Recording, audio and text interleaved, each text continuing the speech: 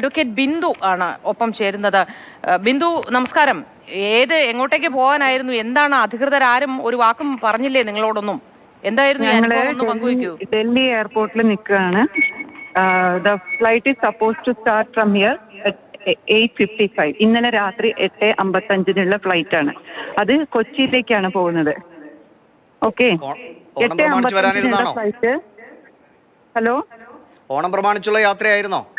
ഓണം പ്രമാണിച്ചൊന്നുമല്ല. ഞാനിവിടെ ഒരു എൻ്റെ ഒരു മീറ്റിങ്ങിന് വേണ്ടി വന്നതാണ്. ഒരു ക്ലയന്റിന്റെ മീറ്റിങ്ങിന് വേണ്ടി വന്നതാണ് ഡൽഹിയിൽ. പ്രൊഫഷണൽ ആയിട്ടുള്ള കാര്യത്തിന് വേണ്ടി വന്നതാണ്. ഒഫീഷ്യൽ ആയിട്ടുള്ളതോ?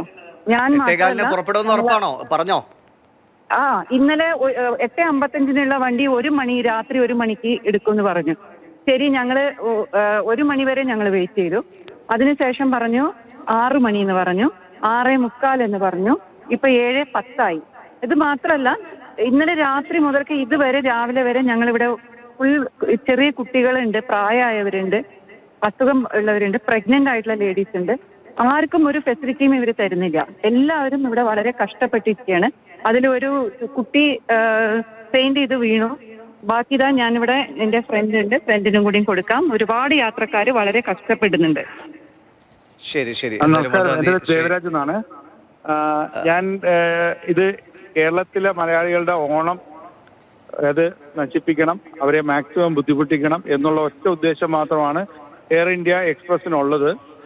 ഇവര് കഴിഞ്ഞ 12 മണിക്കൂറായി സ്ത്രീകളും കുട്ടികളും ഗർഭിണികളും ചെറിയ കുട്ടികൾ വരെയുള്ളവര് ഇവിടെ തണുപ്പത്ത് ഒരു പ്രൊട്ടക്ഷനും ഒരു സൗകര്യവും ഇല്ലാതെ ഇരിക്കുകയാണ്. അവരുടെ ഭാഗത്തു നിന്നുള്ള ആറ്റിറ്റ്യൂഡ് വളരെ മോശമാണ്. ഇതുപോലെ ഉള്ള ഒരു സ്ഥാപനം ഇവിടെ ഇല്ലാതിരിക്കുന്നതായിരിക്കും നല്ലത്. എയർ ഇന്ത്യ എക്സ്പ്രസ് പോലുള്ള സ്ഥാപനം ജനങ്ങളെ ദ്രോഹിക്കാൻ വേണ്ടിയുള്ളതാണെങ്കിൽ അവിടെ വേണ്ട. അതായിരിക്കും ഏറ്റവും കൂടുതൽ നന്നാകുന്നത്. ഇതുപോലെയുള്ള ഏറ്റവും ഉയർന്ന രീതിയിൽ നമ്മൾ എല്ലാവരെയും അറിയിക്കുകയും വേണ്ട നടപടികൾ ഉണ്ടാക്കുകയും ചെയ്യണം. അല്ലെങ്കിൽ ഈ ഫ്ലൈറ്റിൽ വന്നിരിക്കുന്ന എല്ലാ ആൾക്കാരും ഓണം എന്തായാലും ഒരു പ്രത്യേക സാഹചര്യമാണ്. നിങ്ങൾക്ക് എല്ലാവർക്കും പെട്ടെന്ന് യാത്ര ചെയ്ത് നാട്ടിലേക്ക് എത്താൻ കഴിയട്ടെ.